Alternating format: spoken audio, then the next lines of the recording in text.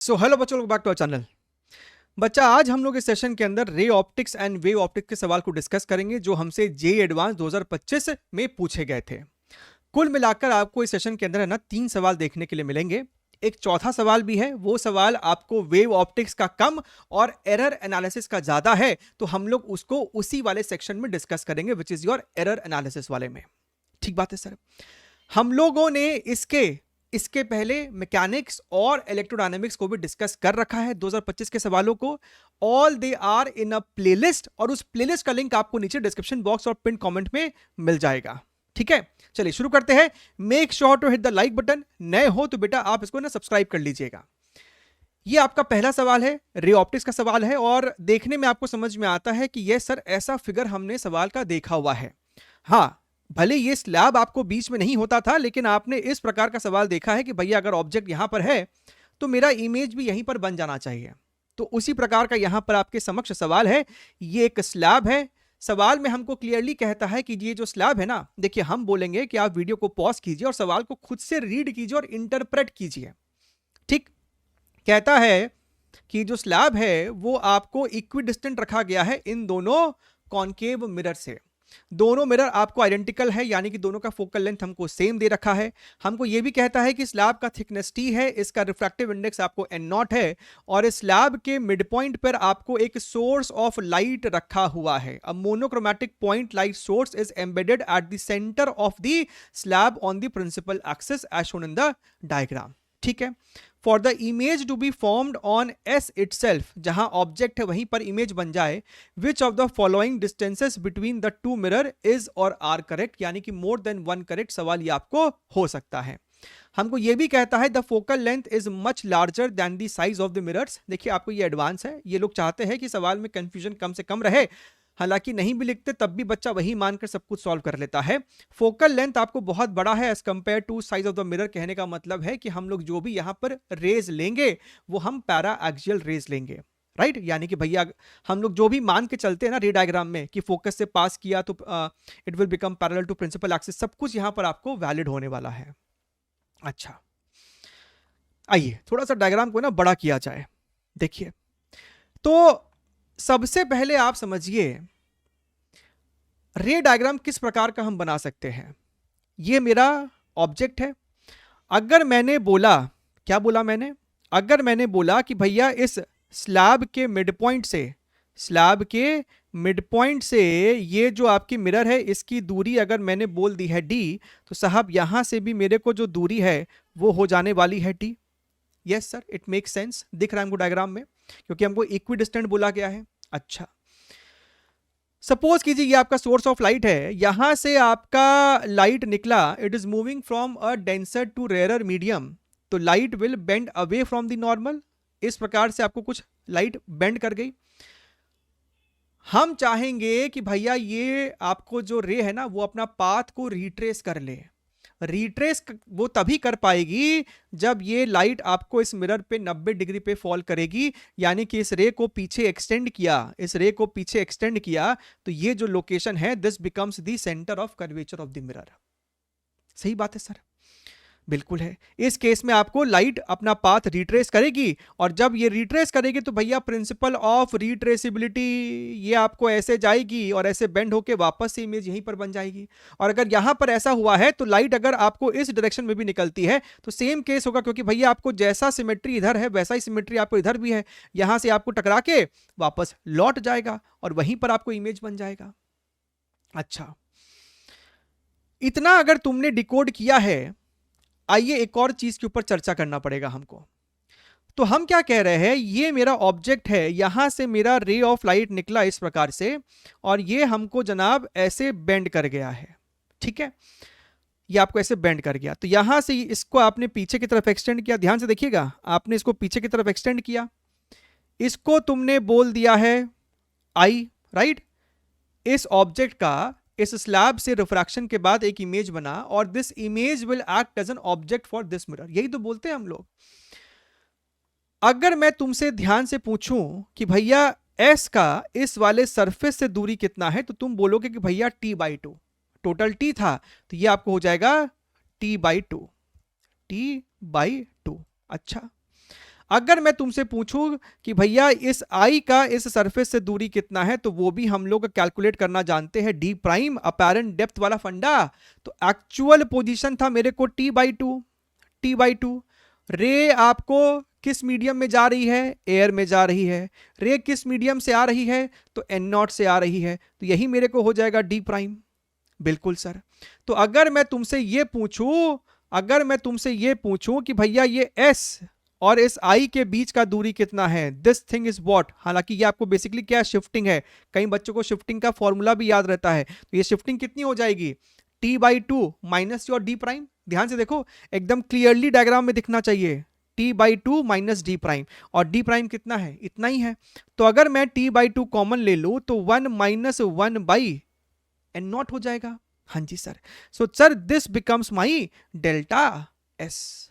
अच्छा, अगर तुमको डेल्टा एस मिल गया है और ये मेरे को डी है, तो क्या हमको अब नहीं दिख रहा है कि भैया यहां से यहां की जो दूरी होनी चाहिए वो बेसिकली सेंटर ऑफ कर्वेचर है। इस आई का यहां से जो दूरी है वो बेसिकली आपको 2f है, सेंटर ऑफ कर्वेचर।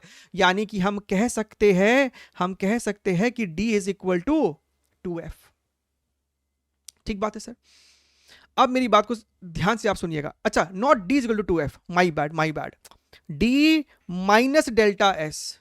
2f क्या है basically, d minus delta S. ध्यान से देखिए, d में से अगर मैं ये डेल्टा एस सब्ट्रैक्ट कर दूं तो क्या वही मेरे को 2f नहीं है, और rather delta F S plus 2f मेरे को d नहीं है। तो यहां से आपको दिखना चाहिए कि 2f is equal to D minus, और डेल्टा s हमने यहां पर ऑलरेडी सॉल्व किया हुआ है, t divided by 2 1 minus 1/n0, right. अच्छा, यहां से d की वैल्यू कितनी आ रही है, 2f plus t/2 1 minus 1/n0। लेकिन ये तो सब सिर्फ d है। हमको चाहिए कि भैया इनके दो मिरर के बीच का डिस्टेंस कितना है, capital D. So capital D is twice of small D. तो इसका जब तुम डबल करोगे तो ये 4f आ जाएगा। This will become only t 1 minus 1/n0, जो कि मेरे पास यहां पर ऑप्शन नंबर ए में दिख रहा है। This is one of the possibility जहां पर हम लोगों ने इसको वापस पाथ को रिट्रेस करवाया। आपको बहुत कुछ नहीं करना है। एक और चीज ये भी हो सकती थी कि भैया मिरर को जो ये रे आती हुई दिख रही है वो इस आई पॉइंट से दिख रही है। अगर ये आई पॉइंट तुम्हारा मिरर का फोकस हो जाए, यानी कि भैया ये रे जो है वो मिरर के फोकस से अगर आ रही होगी, तो भैया रे आपको after reflection will become parallel to the principal axis, right. तो भैया मस्त सिमेट्री है। तो यहां से वापस से जब ये ऐसे जाएगी तो ये इधर आएगी, और फिर रिफ्रैक्शन होने के बाद ये आपको बेंड होके वापस से एस पे मिल जाएगी। हाँ, तो सर हमको अब ये समझ में आ रहा है कि आपने जो ये कैलकुलेशन किया है ना, यहां पर इसको हटाइए सर, इसको हटाइए सर, इसको हटाइए, सर आपने जो ये बोला था ना कि sir d minus delta S, तो sir d minus delta S इस बार f के बराबर होगा, सेंटर ऑफ कर्वेचर के बराबर नहीं, f के बराबर होना चाहिए, right. So d is equal to f plus delta S. So f plus और डेल्टा एस आपको वही होगा, डेल्टा एस का है आपको चेंज हो रहा है, तो ये आपको हो जाएगा t/2 1 माइनस 1/n0। तो मेरा जो कैपिटल D होगा that is twice of d, तो इसका डबल कर देंगे, 2f plus t 1 minus 1/n0। तुम अगर ध्यान से देखो तो तुम्हारे को ऑप्शन नंबर बी भी दिखना चाहिए। तो इस सवाल का जो सही जवाब है that is going to be your option number A and B. Clear एकदम, बड़ा ही स्टैंडर्ड फॉर्मेट का सवाल था ये। देखिए, अब आप में से मैक्सिमम बच्चों ने इस वीडियो को क्लिक किया है इस पर्टिकुलर सवाल को एक बार दोबारा से देखने के लिए। ऑफ कोर्स ये सवाल आपको बड़ा ही रोमांचक है। ऑफ कोर्स इस सवाल के स्टेटमेंट में आपको 2-3 जगह कंफ्यूजन है या फिर फ्लॉ है, जिस कारण से एडवांस या फिर IIT was compelled to give one more answer to this particular question. आप सभी को ध्यान में होगा कि इसका 2 आंसर आपको दिया गया था। ठीक बात है सर। सवाल में हमको कहता है a solid glass sphere of refractive index n is equal to √3 and radius r contains a spherical air cavity of radius r/2। तो ये r/2 रेडियस का हमने यहाँ पर एक स्फीयर खोद के निकाल दिया है और इस प्रकार से इसको काटा है कि भैया इसका जो पेरीफेरी है वो बड़े वाले स्फीयर के सेंटर से टच मार रहा है। ठीक है, अच्छा, हमको सवाल में ये भी कहता है कि तुमने ये जो कैविटी काट के निकाली है ना, अच्छी बात है, लेकिन यहां पर आपको अभी भी बहुत एक पतला सा ग्लास का लेयर है, मतलब ये एयर यहां पर आपको ट्रैप्ड है। ठीक है, यहां पर आपको ग्लास का पतला सा लेयर अभी है, थिन लेयर है। A very thin glass layer is present at the point O so that air cavity remains inside the glass sphere and unpolarised. ये आपको एक सोर्स ऑफ लाइट है अंदर में। ठीक है, अनपोलराइज है, मोनोक्रोमेटिक है, जो भी हमको चाहिए वो सब कुछ है इसके पास। ये आपको इंसिडेंट होता है इस सरफेस पे at an angle theta over here. अब देखिए, सबसे पहले तो सवाल में ये कहीं नहीं बोला है कि डायग्राम में जहां पर आपने सोर्स ऑफ लाइट को रखा है ना, एग्जैक्टली वहीं पर है। सवाल में सिर्फ इतना कह रहा है कि एक सोर्स ऑफ लाइट है जो कि इस वाले सरफेस पे इंसिडेंट है। तो सोर्स ऑफ लाइट आपको यहां पर भी हो सकता था, यहां पर आपको सोर्स ऑफ लाइट है, यहां पर आपको सोर्स ऑफ लाइट है, ये आपको ऐसे गया and this is the angle of incidence. ठीक बात है सर, तो कहीं पर भी हो सकता है, लेकिन इस वाले सरफेस पे ही आपको लाइट इंसिडेंट है। ठीक है, अच्छा, इफ द लाइट, हाँ अब देखिए मेन गड़बड़ यही वाले लाइन में शुरू होता है, मेजर जो गड़बड़ है। If the light is reflected from point O and is fully polarized, so these two statements are two independent statements. If the light is reflected from point O, light O point से reflected है and is fully polarized, right? Better ये होता कि statement कुछ इस प्रकार का होता कि light on reflection from point O gets polarized. तब एकदम क्रिस्टल क्लियर होता कि सवाल क्या कहना चाह रहा है। यहां पर दो इंडिपेंडेंट स्टेटमेंट है, light is reflected from point O and it is fully polarized. मतलब क्या तो लाइट O पे रिफ्लेक्शन होने के बाद पोलराइज्ड हुआ है, या फिर ऑलरेडी एक पोलराइज्ड लाइट O पर जाके इंसिडेंट हुई थी। सही बात है सर। अच्छा, then the angle of incidence at the inner surface of glass sphere theta is going to be how much. तो साइन थीटा की वैल्यू कितनी हमसे पूछ रहा है। अब देखिए, रिफ्रैक्शन, जब आपको रिफ्रैक्शन होता है ना, तो वहां पर आपको इट इज ऑलवेज अकंपनीड, आपने ब्रूस्टर्स, जब आप ये स्टेटमेंट पढ़ते हो इट इज फुल्ली पोलराइज, तो कहीं ना कहीं तुमको ब्रूस्टर्स लॉ का ध्यान आ जाता है। ब्रूस्टर्स लॉ हमको कहता है कि आपके पास यहां पर सपोज करो कि ये मेरे को एयर है, हालांकि दो डिफरेंट मीडियम भी हो सकता है, ये रिफ्रैक्टिव इंडेक्स आपको n है, आपका एक रे ऑफ लाइट यहां पर इंसिडेंट है इस प्रकार से, और वो ऐसे रिफ्लेक्ट हो गया, और कुछ पार्शियल रिफ्लेक्शन, आपको जब भी रिफ्रैक्शन होता है ना, it is always accompanied by partial reflection and refraction both. तो आपको कुछ रिफ्लेक्शन हुआ है और कुछ आपको रिफ्रैक्शन हुआ है। अगर इनके बीच का एंगल 90 डिग्री है तो जो रिफ्लेक्टेड रे है ना, वो आपको कंप्लीटली पोलराइज्ड होता है, राइट?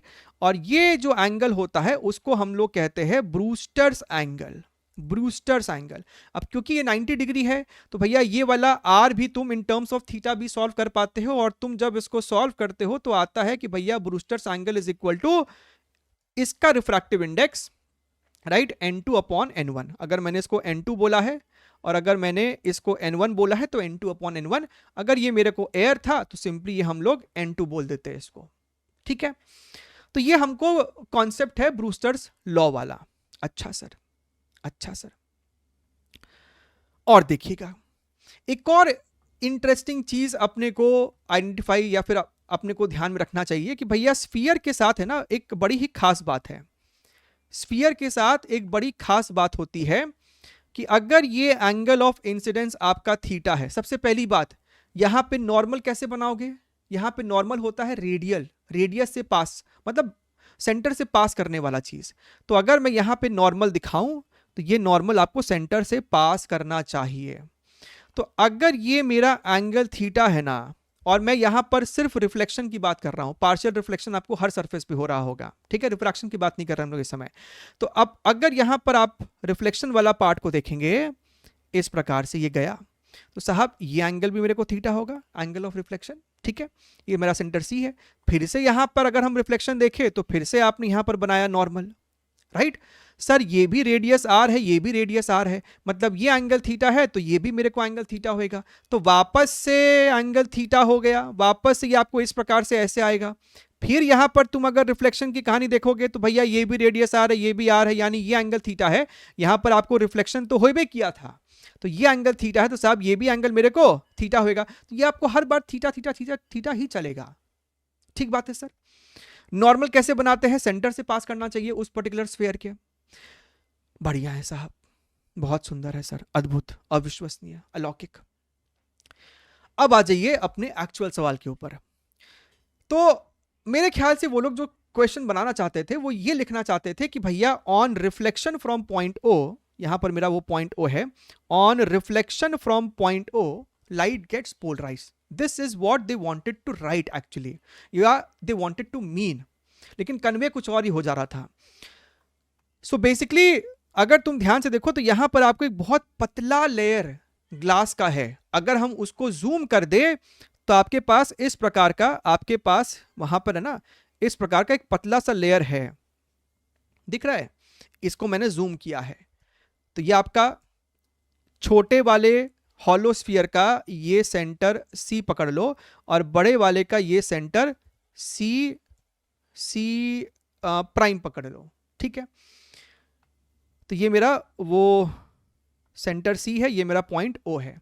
तो साहब हमको कह रहा है अगर हम ये वाला केस पकड़े कि यहां पर रिफ्लेक्शन के बाद आपको लाइट पोलराइज्ड हुई थी, मतलब लाइट सपोज कीजिए कुछ इस प्रकार से आपको आ रही थी और ऐसे आपको रिफ्लेक्ट कर गई। ठीक बात है सर। ये वाला आपको रिफ्रैक्टिव इंडेक्स 1 है क्योंकि यहां पर आपको एयर है और इसका रिफ्रैक्टिव इंडेक्स आपको √3 है। ठीक है, तो ये एंगल कौन सा एंगल है, this is your Brewster's angle, ये भी मेरे को फिर वही एंगल होगा, angle of incidence equal to angle of reflection. Now if this is your Brewster's angle my dear friend, can not we write tan theta b is equal to μ2 upon μ1। भैया ये interface है ना, इसके इधर √3 है, उसके उधर एयर है, यानी कि साहब theta b is equal to 60 degrees. यहां तक मैटर क्लियर है एकदम, यहां तक सर बात एकदम क्रिस्टल क्लियर होना चाहिए। हाँ जी सर।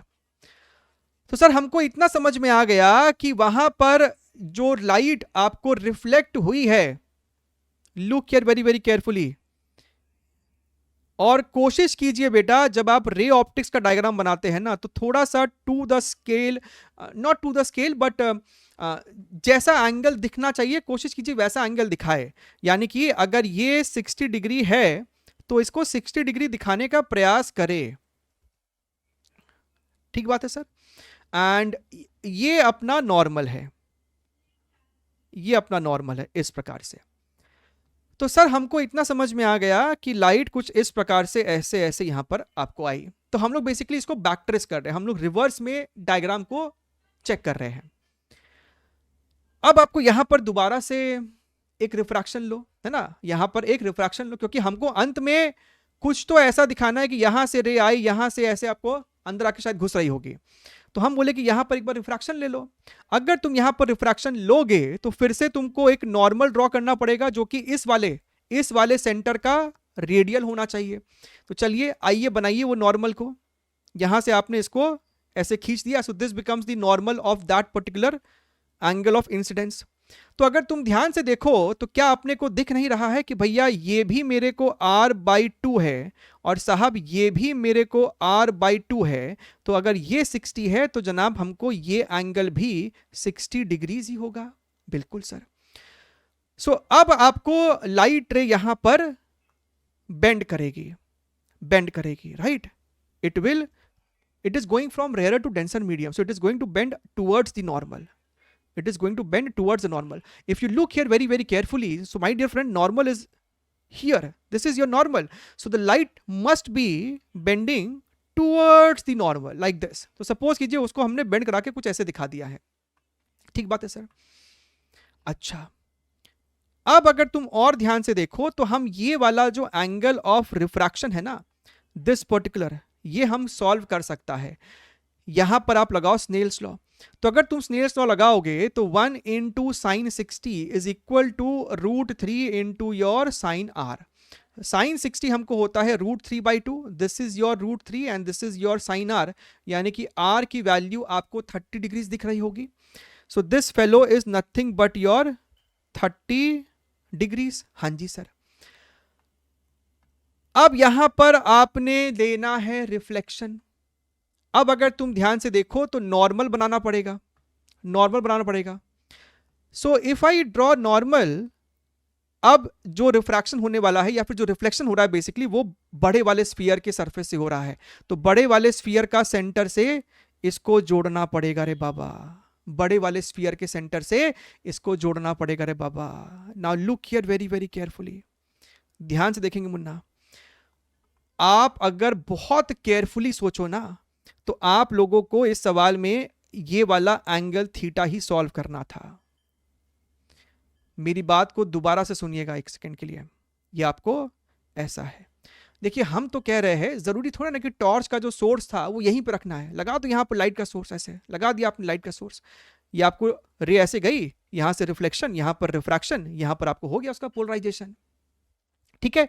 या फिर तुमको मन करता है कि नहीं सर हम तो इसको एक्सटेंड करने का फुल कोशिश करना चाहते हैं, तो आपने इसको यहां पे ऐसे एक्सटेंड किया, फिर आपको यहां पर ये ऐसे एक्सटेंड होगा, फिर ये आपको यहां पर ऐसे एक्सटेंड हो जाएगा। कर सकते हैं, लेकिन कोई मतलब नहीं है क्योंकि आपको हर बार तो वो थीटा थीटा होगा। अगर ये एंगल थीटा है तो हमने आपको कुछ देर पहले ही शो किया था कि भाई साहब ये दोनों भी एंगल थीटा होएगा और साहब ये दोनों एंगल भी अपने को थीटा ही होएगा। तो यहां तक पहुंचने से अच्छा है कि यहीं पर सॉल्व करके आंसर अपना खत्म करो, वहीं पे क्लोज करो। अच्छा अच्छा, ये आपको कुछ इस प्रकार से है। Now we need to determine what is this particular angle theta. ठीक है, तो हम क्या कह रहे हैं, एक कंस्ट्रक्शन करते हैं, इसको है ना इसके साथ थोड़ा सा जोड़ के एक बार देखो। सो हम क्या कह रहे हैं कि भैया अगर ये वाला एंगल r/2 है सर, ये भी तो सॉरी, ये अगर रेडियस r/2 है सर, ये भी तो रेडियस ही है सर, ये भी हमको r/2 है। ये एंगल अगर मेरा 60 डिग्री है, and by the way this is a diameter, this is a diameter and diameter subtends an angle of total 90 degree at the circumference. तो सर अगर ये एंगल 60 डिग्रीज है, यानी कि जनाब ये वाला एंगल अपने को आ रहा है 30 डिग्रीज, और अगर ये 30 डिग्री है तो साहब हमको ये भी एंगल हो जाएगा 30 डिग्रीज। अच्छा, अब तुम्हारे पास एक ट्राइंगल है इस प्रकार से, and this is your r/2 and this is your 30 degrees. हम इस ट्राइंगल की बात कर रहे हैं, ये 30 डिग्रीज है, ये मेरे को r/2 है। तो साहब अगर हम ध्यान से देखें तो ये वाला लेंथ हमको हो जाएगा r/2 cos 30 degree which is your √3/2। Similarly ये भी मेरे को इतना ही होएगा, राइट। यानी कि अगर मैं तुमसे इस ग्रीन वाले का लेंथ पूछूं तो साहब ये जो ग्रीन वाला है ना, इसका लेंथ हमको हो जाएगा दिस इंटू 2, क्योंकि ऊपर भी तो इतना ही है, तो ये हमको निकल कर आ जाएगा √3r/2। हाँ जी सर, बहुत ही बढ़िया है। अगर तुम ध्यान से देखो साहब ये एंगल 30 डिग्रीज है, ये एंगल मेरे को 30 डिग्रीज है, तो भैया ये एक स्ट्रेट लाइन है, ये दोनों अगर अपने को 30 है, मतलब कि साहब ये वाला एंगल अपने को 120 डिग्री है। ठीक है, अब ये वाला जो आपको ट्राइंगल है ना, इसमें तुम लगा दो अपना साइन लॉ। मतलब क्या है, मतलब भैया ये वाला side length which is your √3r/2 divided by इस वाले साइड के अपोजिट जो एंगल है वो ये एंगल थीटा है, मतलब sine theta is equal to ये वाला साइड लेंथ ट्राइंगल का which is nothing but radius of the bigger circle divided by इसके सामने जो एंगल है वो 120 है, यानी कि साइन 90 प्लस 30 डिग्रीज। तो अगर हम ध्यान से देखें सो दिस बिकम्स r से r मेरे को मर गया, this is your √3/2 sine of theta is equal to 1 divided by sine 30 degree which is cos 30 degree which is nothing but √3/2। तो अगर हम बहुत ध्यान से देखें तो साइन थीटा मेरे को निकल कर आना चाहिए 3/4, यानी कि 0.75, which is of course one of the answers, you must be knowing that। तो एक आंसर मेरे को यहां से निकल कर आ रहा है कि जनाब 0.75 मेरे को आंसर आ रहा है साइन थीटा का। ठीक है, Of course, this is not the only geometrical way to find out 0.75. There is one more way you could have approached it. Let me remove. यहां तक समझ में आ गया होगा मेरे ख्याल से, बहुत आराम से और विस्तार पूर्वक इस चित्र को बनाया गया था. सो हम क्या कह रहे हैं, एक और तरीका ये हो जाता कि भैया तुम क्या करते ना, ये जो आपका रे था ना, जो आपका रिफ्रैक्टेड रे था, तुम इसको पीछे की तरफ एक्सटेंड कर दो, स्ट्रेट लाइन बना, मतलब इसको पीछे खींच दो ऐसा. ध्यान से देखिएगा, आपने भाई साहब इसको ऐसा पीछे खींच दिया. ठीक बात है सर. ना आपके पास एक ट्राइंगल बन गया है, एक बड़ा सा ट्राइंगल बन गया. देखिएगा, हमने इसको ग्रीन मार दिया, पूरा मस्त ग्रीन मारा है. देखा ना आपने, ग्रीन मारा है इसको अच्छे से. अगर तुम ध्यान से देखो, ये आपका 30 डिग्रीज है. ठीक है, तो इसके अपोजिट वाला एंगल, वर्टिकली अपोजिट एंगल भी मेरे को 30 डिग्रीज होना चाहिए था. बिल्कुल सर. अगर तुम बहुत ध्यान से देखो साहब, ये आपका 30 डिग्रीज है. ऑफ कोर्स ये 30 है, ये टोटल मेरा 60 था, तो सर ये भी मेरे को फिर 30 डिग्रीज ही होता. और ये 30 है, ये 60 है, मतलब इस ट्राइंगल में साहब ये हमको हो जाएगा 90 डिग्री. और तुमको पता है कि भैया कहीं ना कहीं आपको दिखना चाहिए, कहीं ना कहीं आपको दिखना चाहिए साहब, ये मेरे को 90 डिग्रीज आ रहा है, ये मेरे को 60 डिग्री है साहब, ये टोटल मेरे को 60 डिग्री था, तो सर ये ट्राइंगल भी मेरे को 60 डिग्री है. So this is nothing but an equilateral triangle, right. और इक्विलैटरल ट्राइंगल में 90 डिग्री वाला जो आपका लाइन होगा वो पक्का इसको बाइसेक्ट कर रहा होगा. यानी कि साहब हम कह सकते हैं कि this is nothing but r/4, और तो बचा हुआ भी मेरे को r/4 होएगा.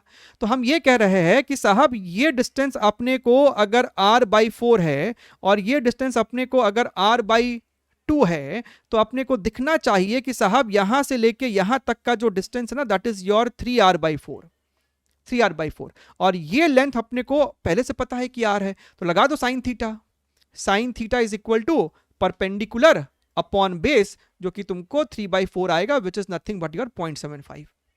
सो there are multiple ways, because it is at the end of the day it is a geometric question. ठीक है. अगर स्टेटमेंट में लिखा होता कि भैया सी पॉइंट पे रिफ्लेक्शन होने के वजह से ही पोलराइजेशन हुआ है, तब तो सिर्फ 0.75 अपना आंसर हो जाता, कहानी खत्म, खेला खत्म हो जाता वहीं पर.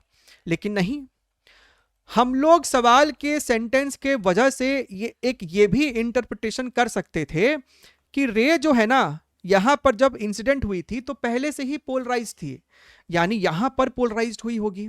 क्योंकि अगर ये 60 डिग्री है और अगर यहां पर हम रिफ्रैक्शन के उपरांत अगर हम यहां पर रिफ्रैक्शन के जगह रिफ्लेक्शन ले लेते ऐसा, तो भैया यहां ये भी 60 डिग्री होता.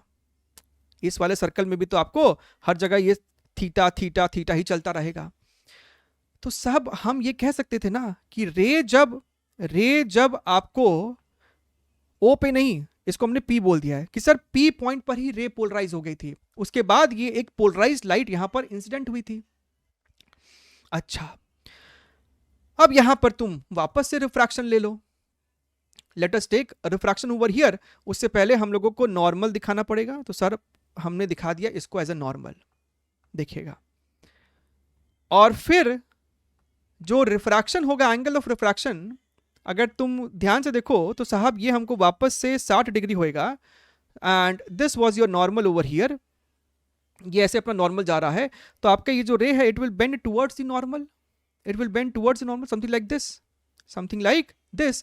And this angle has to be your 30 degrees, क्योंकि अभी हम लोगों ने सॉल्व करके देखा था कुछ देर पहले, स्नेल सॉ लगाया था, ये अपने को 30 डिग्री एंगल आएगी. ठीक है, और फिर यहां पर आप रिफ्लेक्शन ले लो, और उसके लिए this has to be your normal. वाह, what a beautiful normal we have made over here. और इसके बाद यहां पर आपको ऐसा, यानी कि आप बोल सकते थे कि भैया ये आपका लाइट सोर्स था, लाइट सोर्स को यहां लेना तो यहां ले लो, बहुत इच्छा कर रहा है जीवन में तो आपको इसको यहां से एक्सटेंड करो, ऐसे करो, और लाइट सोर्स को फिर यहां बैठा दो. बात वही है आपको. तो सर अगर हम ध्यान से देखें तो मेरे को अब आइडेंटिफाई करना है कि मेरा साहब ये एंगल थीटा क्या होने वाला है. ठीक है. अच्छा, if you look here very very carefully, we can again make a construction so that we can reach this angle theta. Let us join these two lines over here. Join them. So we have joined them. अच्छा, देखिए जाहिर सी बात है कि ये हमको r/2 ही तो है सर, ये r/2 है और साहब ये वाला भी मेरा r/2 है। समझिएगा, ये सब कुछ आपको 60 डिग्री चल रहा है, ये भी 60 डिग्री चल रहा है, ये भी आपको 60 डिग्री चल रहा है, ये भी आपको 60 डिग्री ही चल रहा है बेसिकली, है ना। और ये दोनों आपको साइड लेंथ सेम है, तो ये आइसोसेलेस ट्राइंगल है, ये आपको 60-60 है, मतलब साहब ये हमको 60 है। अगर ये 60 है, ये 30 है, यानी कि सर ये बचा हुआ एंगल मेरे को 90 डिग्री होएगा। स्ट्रेट लाइन है ना। हाँ जी सर। ये डिस्टेंस मेरे को r के बराबर है, ये हम इस वाइट लाइन की बात कर रहे हैं, ये मेरे को r के बराबर है, ये मेरे को 90 डिग्री है। ये पिंक लाइन मेरे को कितना है, r/2 है। भाई साहब ये 60 है, ये 60 है, ये भी हमको 60 ही निकल कर आएगा, तो this becomes an equilateral triangle, right. So भैया ये भी हमको बेसिकली r/2 है। अब साइन थीटा कितना हो जाएगा, sine theta is equal to perpendicular, क्योंकि आपको 90 डिग्री है ना, परपेंडिकुलर अपॉन योर हाइपोटेनस। देखिएगा 1/2, सो दिस इज योर 0.5। ठीक है।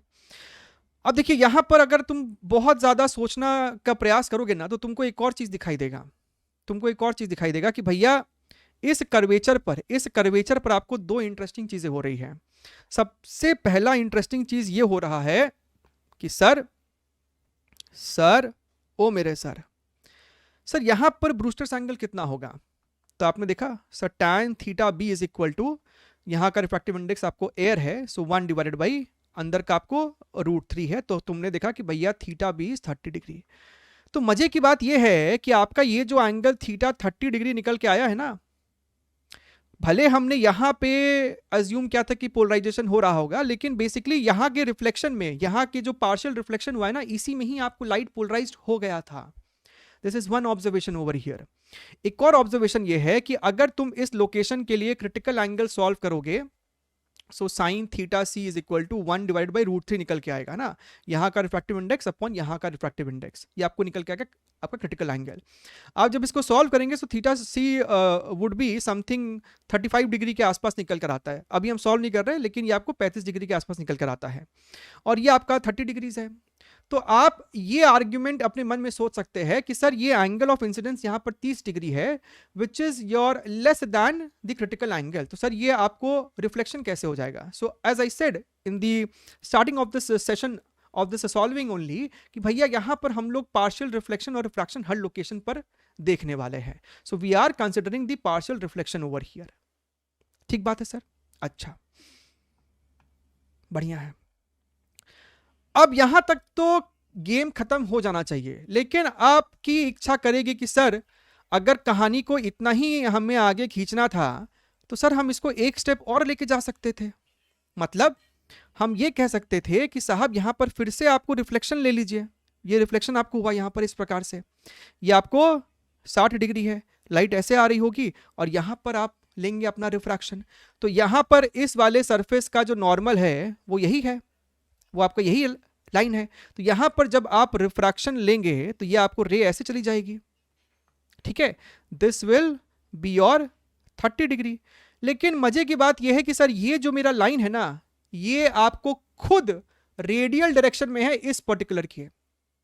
इसका मतलब यह हुआ कि आपने सोर्स ऑफ लाइट यहां पर ऐसे दी होगी, ऐसे इंसिडेंट हुई है, राइट, और उसमें कुछ पार्शियल रिफ्लेक्शन जो कि बहुत कम मात्रा होती है, 6% 7% ही होती है, वो आपको रिफ्लेक्ट बैक होके ऐसे आएगी, और फिर ऐसे टक टक टक यहां पर आएगी, यहां पर उसका हो जाएगा पोलराइजेशन, फिर आपको ये यहां पर ऐसे पहुंच जाएगी। ठीक है, बट फिर से बात वहीं आ जाती है, what they wanted to say was actually they must be wanting to say कि इसके यहां पर रिफ्लेक्शन के बाद आपको लाइट पोलराइज्ड हुई होगी। वैसा ही होना चाहिए था, जिससे आपको एक यूनिक आंसर 0.75 आना चाहिए था, लेकिन इस कंफ्यूजन की वजह से they have at least considered the one more case of 0.50। उसके बाद भी अगर तुम जाओगे तो यहां पर भी आपको डिबेट किया जा सकता है कि whether we should consider this case और not, but right now let's move on from this. लेकिन ये इसका आपको इन डेप्थ प्रॉपर बेटा एनालिसिस है। ठीक है, चलिए, बहुत ही सवाल अच्छा है, नो डाउट, बढ़िया है साहब। एक और अच्छा सवाल आपको पूछा गया वेव ऑप्टिक्स से। आप सवाल को पढ़ लो एक बारी। In a Young's double slit experiment, a combination of two glass wedges A and B having refractive indices 1.5 and 1.7 and 1.5 respectively are placed in front of the slits as shown in the figure. The separation between the slit is 2 millimetre, ये 2 millimetre है, capital D हमको देता है 2 metre. यहां पर जो ये जो चीज है ना, ये आपको ऐसे है, दो वेज को आपस में ऐसे रखा गया है और सिमेट्रिकल वेजेस है डायमेंशन वाइज, ऐसा, ठीक है। तो आपको चित्र में ही दिख रहा है कि भैया अगर ये एंगल थीटा है तो ये भी एंगल थीटा है। आपको ये जो थिकनेस है, हमको सवाल में प्रश्न में ये थिकनेस टी दे रखा है विच इज योर 12 माइक्रोमीटर, ठीक है। एंड एल हमको दे रखा है, यानी कि ये जो आपका वाईडीएससी का स्लिट था ना, ये जो आपको वाईडीएससी का स्लिट है, तो स्लिट का और ये टॉप एंड का जो दूरी है, हमको ये स्मॉल एल दिया हुआ है, हमको ये साहब स्मॉल एल दिया हुआ है सवाल में, ठीक है। Due to the combination of the wedges, the central maxima shifts in millimeter with respect to O by how much? देखिए, इसका थोड़ा सा इजियर वर्जन आप बहुत भारी मात्रा में पहले से सॉल्व करते आ रहे हैं। वो प्रश्न क्या होता था कि भैया तुम्हारे पास इस प्रकार सा वाईडीएससी का एक सेटअप है और किसी एक स्लिट के सामने तुमने एक पतला सा फिल्म लगा दिया है। याद करो, अरे करते हो ना जी, बताओ कमेंट में, हाँ सर करते हैं। इसका थिकनेस टी होता है, रिफ्रैक्टिव इंडेक्स इसकी म्यू होती है, यहां पर आप एयर छोड़ देते हो, तो यहां से आपको जब लाइट एंटर मारती है, सो लाइट जो है इस मीडियम में चला डिस्टेंस टी, लेकिन यहां पर आप कंसिडर करते हो ऑप्टिकल पाथ लेंथ, यानी कि मीडियम में चला डिस्टेंस टी मतलब एयर में चला होगा म्यू टी।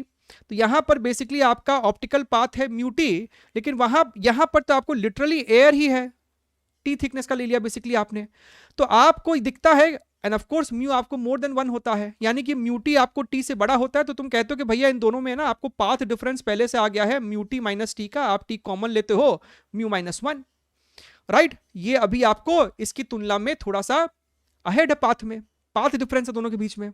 अच्छा, तो अच्छा, सेंट्रल मैक्सिमा का मतलब होता है कि नेट पाथ डिफरेंस मेरे को 0 होना चाहिए। तो भैया ये ऑलरेडी आपको ज्यादा चल चुका है, तो हमें अगर पाथ डिफरेंस ज्यादा 0 करवाना है तो इस वाले को एक्स्ट्रा चलवाना पड़ेगा, जिस कारण से हम कहते थे कि भैया सेंट्रल मैक्सिमा पक्का ऊपर बना होगा, ऊपर बना होगा। आपको ये आपको एक्स्ट्रा पाथ हो गया आपका डी साइन थीटा यहां पर। तो हम कहते थे कि भैया इसके वजह से जो पाथ डिफरेंस ऐड हुआ था सिस्टम में t into mu -1, that must B compensated by this path difference which is your D sine theta, तब जाकर आपको यहां पर बनता था आपका सेंट्रल मैक्सिमा। इसको अगर हम y बोल देते थे, ये मेरे को एंगल थीटा होता था, ये मेरे को कैपिटल D है, तो हम लोग यहां पर कहते थे t into mu -1, sine theta को टैन थीटा बोल दिया because theta is taken to be small, so tan theta is equal to y by capital D, y by capital D। यहां से आप y सॉल्व कर लेते थे। बढ़िया है सर, बहुत बढ़िया है। सेम यही कहानी अपने को यहां पर भी लगानी है, बस थोड़ा सा उसमें मैथमेटिक्स भी इंट्रोड्यूस हो जाने वाला है। अच्छा सर, बहुत सुंदर सर। तो सबसे पहले तो ये वाला, अच्छा ये वाला जो है ना, ये B है हमारा और ये अपने को A है, एंड यहां से यहां पर अगर हम ध्यान से देखें, this is your some thickness, ये आपका कोई और थिकनेस है। सिमिलरली सिमेट्रिकली नीचे भी मेरे पास लोकेशंस है, दीज टू लोकेशंस, राइट। तो मैंने बोला कि मान लीजिए कि ये जो हरा वाला थिकनेस है ना, ये आपको T1 है, और ये जो येलो वाला थिकनेस है सर वो हमको T2 है, और ये जो आपका हरा वाला है सिमेट्रिकली है ना भैया, अगर ये T2 है तो सर साहब हमको ये भी T2 होगा, ये भी हमको साहब T1 होगा। ये जो हमको डिस्टेंस है सवाल में दे रखा है L के बराबर है, और L कितना है, L इज 1 मिलीमीटर, ये 1 मिलीमीटर है, ये 2 मिलीमीटर है, और ये अगेन 1 मिलीमीटर है, ठीक है। ये जो थिकनेस है T T T T T T T 12 micrometre है, 12 माइक्रोमीटर है। अच्छा, अब सुनो, यहीं पर तो स्लिट है, यहां पर स्लिट है और यहां पर स्लिट है, तो रे आपको यहां पर ये डिस्टेंस में ट्रैवल करेगा और यहां पर ये डिस्टेंस में ट्रैवल करेगा। अगर तुम ऊपर की ऑप्टिकल पाथ कैलकुलेट करो तो ऊपर का ऑप्टिकल पाथ कितना आएगा, म्यू इंटू टी, ये ग्रीन वाला है एनबी रिफ्रैक्टिव इंडेक्स, तो एनबी इंटू T1, और यहां पर ऑप्टिकल पाथ आपको आ जाएगा Na इंटू T2। हाँ जी सर, और ये Na-Nb की वैल्यू आपको सवाल में दे रखा है, ठीक है। और अगर तुम नीचे वाले का देखोगे तो नीचे वाले का तुमको ऑप्टिकल पाथ हो जाएगा Nb into T2 plus your Na into T1। अच्छा, सो बेसिकली इसका ऑप्टिकल पाथ आपके पास है, इसका ऑप्टिकल पाथ आपके पास है, तो भैया जो पाथ डिफरेंस है वो इन दोनों का आप सब्ट्रैक्शन ले लोगे। So this minus this entire thing, this becomes your path difference due to this setup right now. Immediately जब इससे बाहर आपको निकला है रे, तो उन दोनों के बीच में अभी आपको पाथ डिफरेंस कितना है। एंड फिलहाल के लिए हमने ऊपर वाले का ऑप्टिकल पाथ माइनस नीचे वाले का ऑप्टिकल पाथ किया है, ठीक है। अच्छा, देखो तुमको डेटा खुद साफ साफ बता रहा है कि ये T2 ज्यादा है और A का रिफ्रैक्टिव इंडेक्स भी ज्यादा है, ठीक है। तो ऊपर वाले का ऑप्टिकल पाथ तुमको ज्यादा ही आएगा नीचे की तुलना में। हालांकि तुम जब सॉल्व करोगे तो अगर ये वैल्यू पॉजिटिव आती है तो हमारा बोला हुआ सही है। खैर, Nb into T plus Na into T minus this entire term. So basically अगर हम लोग ब्रैकेट को खोल देंगे ना, तो ये जो बीच का प्लस साइन था वो आपको माइनस साइन बन जाएगा। अगर हम लोग ये ब्रैकेट को खोल देते तो ये आपको माइनस साइन बन जाता। सो बेसिकली आपके पास यहां पर आ गया है Nb into T1 minus Na into T1, यानी कि तुम यहां पर लिख सकते था इसको, यहां पर आप इसको लिख सकते थे, या फिर एक काम करो ना, Na और ये वाला टर्म आपके पास है, Na कॉमन ले लो और ये आपको हो जाएगा T2 माइनस T1 प्लस आपके पास यहां पर Nb T1 है और माइनस Nb T2 है, तो यहां पर माइनस Nb कॉमन ले लो तो ये आपको वापस से हो जाएगा T2 माइनस T1। अब तुम यहां पर T2 माइनस T1 को अगर कॉमन ले लोगे तो ये आपको आ जाएगा Na माइनस Nb। अगर तुम ध्यान से देखो तो भैया T2 बड़ा है यानी कि ये टर्म पॉजिटिव, Na बड़ा है मतलब ये टर्म पॉजिटिव, ये पूरा टर्म पॉजिटिव आया है, मतलब कि भैया ऊपर वाले का टोटल ऑप्टिकल पाथ इसके तुलना में ज्यादा था। ठीक बात है सर। अच्छा, हमको प्रश्न में Nb और Na दिया हुआ है, तो भैया Na माइनस Nb करोगे तो 1.7 माइनस 1.5 0.2 हो जाएगा। सो this becomes your 0.2 into T2 minus T1, ठीक है। अब ये सबको हम यहां से हटा रहे हैं। This is the path difference added due to this setup over here, right, just like हमने आपको अभी जो दिखाया था। तो भैया ये आपको पाथ में इससे फिलहाल ज्यादा है, सो हमें यहां से रे को ज्यादा ट्रैवल करवाना पड़ेगा यहां से निकलने के बाद। तो आपका सपोज कीजिए यहां पर बन रहा है central maxima, this is your y, this is your capital D over here, और हम जानते हैं कि हमको कॉम्पनसेशन करना पड़ेगा इस डी साइन थीटा के वजह से। तो इस सेटअप के वजह से जो एक्स्ट्रा पाथ लेंथ आया था मेरे जीवन में, which is your 0.2 into T2 minus T1, that must be equal to D sine theta. तब जाके आपको यहां पे इफेक्टिव पाथ डिफरेंस शून्य हो जाएगा। एंड डी साइन थीटा में साइन थीटा आपको हो जाएगा y by capital D, y by capital D, यानी कि साहब जो आपका y है that is equal to 0.2 into capital D, right, T2 minus T1 divided by your small d. ध्यान से देखिए, ठीक है। अच्छा, अब सवाल उठता है कि सर ये T2 और T1 की वैल्यू कितनी है, तो वो हम लोग सिमिलर ट्राइंगल्स के मदद से निकाल सकते हैं। अगर तुम ये बड़ा वाला ट्राइंगल देखो तो इसमें क्या हम लोग 4/12 नहीं कर सकते, जहां पे ये मिलीमीटर है और ये micrometre, that is equal to, और अगर हम लोग ये छोटा वाला ट्राइंगल ले तो उसमें हम लोग 1 डिवाइडेड बाई T1 नहीं कर सकते, जहां पे ये दोनों मिलीमीटर में है तो T1 हमको माइक्रोमीटर में ही निकल कर आता। यानी कि आपका देखो T1 की वैल्यू आ रही होगी 3 माइक्रोमीटर, और अगर ये 3 है तो बाकी बचा T2 कितना हो जाएगा, 12 माइनस 3 यानी कि 9, दिस इज योर 9 माइक्रोमीटर। अब डेटा को आप यहां पर सब्स्टिट्यूट करो। So 0.2 into capital D which is your 2 divided by small D which is your 2 millimetre, so minus 3, and T2 minus T1 करोगे तो 6 micrometre, so 6 into 10 to the power minus 6 over here. So मेरा यहां से 2 से 2 मरेगा, 6 और 0.2 मेरे को हो जाएगा 1.2, so 1.2 into 10 to the power minus 3 metre, या फिर साहब 1.2 मिलीमीटर, और इस सवाल का सही जवाब अपने को 1.2 ही है, क्योंकि हमको आंसर रिपोर्ट करना था मिलीमीटर में। ठीक है, बढ़िया सेशन है एकदम। पढ़ते रहिए, ध्यान रखिए, take care, wish you all the very best and bye bye.